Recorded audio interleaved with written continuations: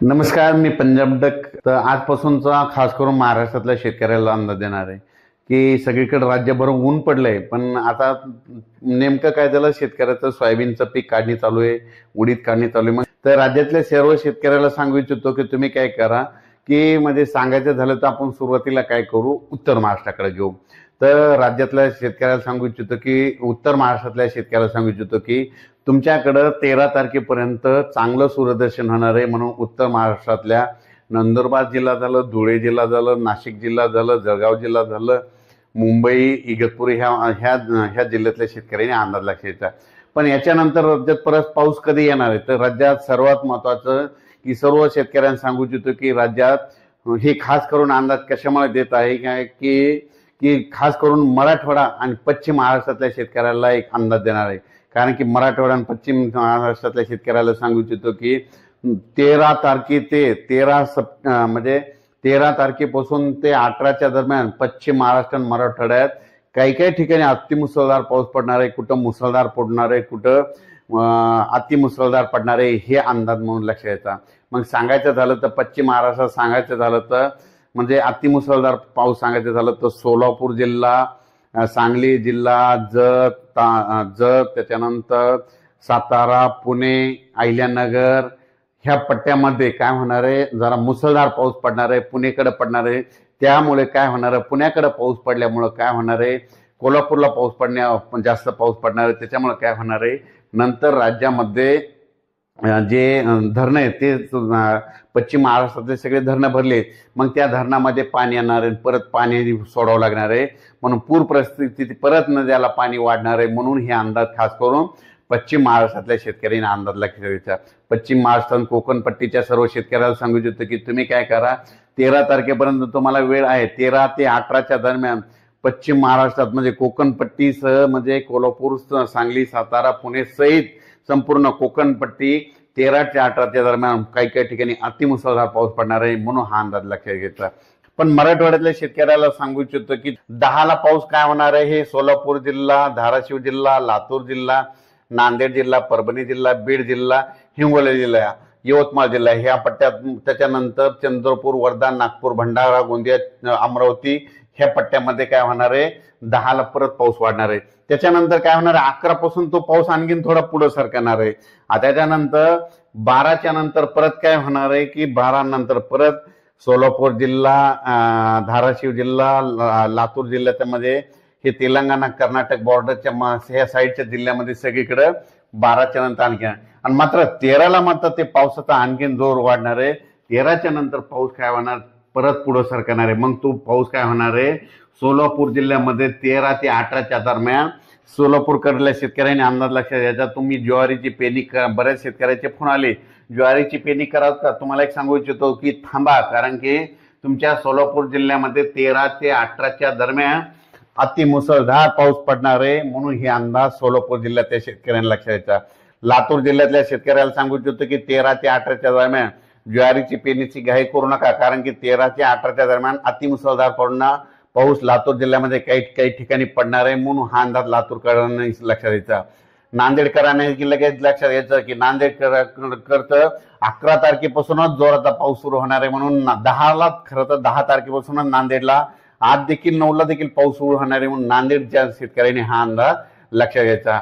त्याच्यानंतर यवतमाळ जिल्ह्यातल्या शेतकऱ्यांनी आजच यवतमाळ जिल्ह्यामध्ये बऱ्याच ठिकाणी मध्यरात्री 2-3च्या दरम्यान बऱ्याच ठिकाणी यवतमाळकडे देखील पाऊस येणार आहे. म्हणून हे अंदाज लक्षात घ्यायचा. त्याच्यानंतर तुम्हाला सांगू इच्छितो की पूर्व विदर्भामध्ये चंद्रपूर, गडचिरोली, वर्धा, नागपूर, भंडारा, गोंदिया, अमरावती ह्या पट्ट्यामध्ये काय होणार आहे, म्हणजे 12 तारखेपासूनच तिकडे पावसाला सुरुवात होईल. म्हणून हे अंदाज लक्षात येतात.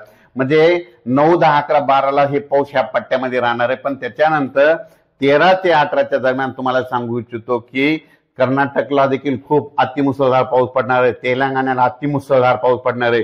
कर्नाटकमध्ये विजयपूर झालं, बेळगाव झालं, बागलकोट, कुलबुर्गी ह्या पट्ट्यामध्ये अतिमुसळधार पाऊस पडणार आहे. त्याच्यामुळे सांगलीला देखील अतिमुसळधार काही काही भागाला पाऊस झोडपून काढणार आहे, काही जिल्ह्याला झोडपून काढणार आहे. सांगलीकरांनी हा अंदाज लक्षात घ्यायचा. कोल्हापूर जिल्ह्याला देखील अतिमुसळधार काही काही भागात पाऊस पडणार आहे. म्हणून कोल्हापूरच्या जनतेने हा अंदाज लक्षात घ्यायचा. 13 ते 18च्या दरम्यान कुडाळकडे देखील अतिमुसळधार पाऊस पडणार आहे म्हणून कुडाळ भागातल्या शेतकऱ्यांनी अंदाज लक्षात. सातारा पुणेकडे खूप पाऊस पडणार आहे म्हणजे सातारा पुणेच्या शेतकऱ्यांनी 13 ते 18च्या दरम्यान 13 ते सप्टेंबर ते 18 सप्टेंबरचा अंदाज लक्षात घ्यायचा. त्याच्यानंतर सगळ्यात वंचित जिल्हा म्हणजे आतापर्यंत पावसाळ्यामध्ये कमी पावसाचा जिल्हा म्हणून ओळखला जाणारा अहिल्यानगर. ह्या जिल्ह्यातल्या अहिल्यानगरच्या सर्व शेतकऱ्याला आनंदाची बातमी सांगतो.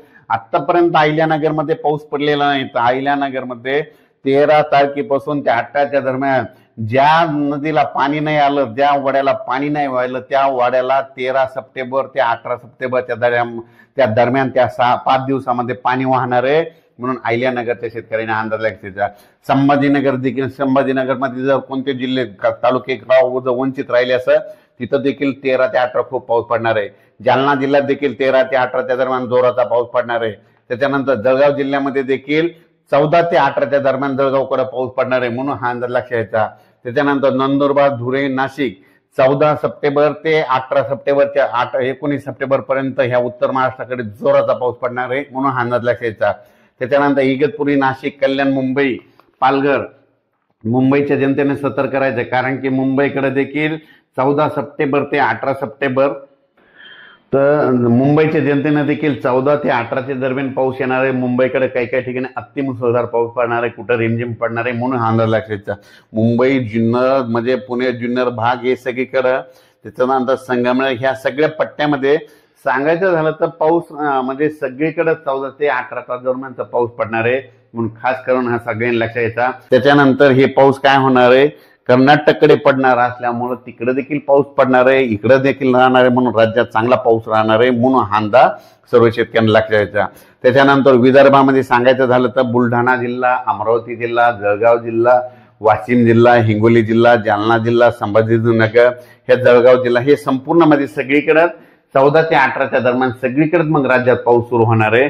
पण सुरुवात काय होणार आहे म्हणजे आज 9 तारखेला फक्त सुरुवात होणार आहे इकडं नांदेड इकडल्या भागामध्ये, नांदेड, उमेरखेड इकडं नायगाव त्या परिसरामध्ये नांदेड जिल्ह्यामध्ये सुरुवात आज थोडी 9ला होणार आहे. 10ला पाऊस थोडा पुढे सरकणार आहे, 11ला पुढे सरकणार आहे, 12ला देखील 5-6 जिल्ह्यातच जाणार आहे, मात्र 13ला आणखीन तो पुढे सरकणार नाही. मात्र 14 ते 18चा मात्र राज्यात सगळीकडे वेगवेगळ्या भागात जोराचा पाऊस पडणार आहे म्हणून हा अंदाज लक्षात घ्यायचा. 14 ते 18च्या दरम्यान सांगायचं झालं तर म्हणजे तळोदा, नंदुरबार, शहादा, शिरपूर, चोपडा, जळगाव, एरंडोल, पाचोरा, यावल, जामनेर, अमळनेर, पुन्हा त्या बुरामपूर, अकोट, हरिसाल, अचलपूर, तळेगाव, मोर्शी, वरळू, सावनेर, बुलढाणा, खामगाव, नांदुरा म्हणजे ह्या पट्ट्यामध्ये आतापर्यंत काही भागामध्ये जे भाग सुटलेला आहे तिथं देखील हे पाऊस काय होणार आहे 14 सप्टेंबर ते 18 दरम्यान पडणार आहे म्हणून हा अंदाज त्यांनी लक्षात द्यायचा. म्हणजे सांगायचं झालं तर राज्यात चांगला पाऊस पडणार आहे.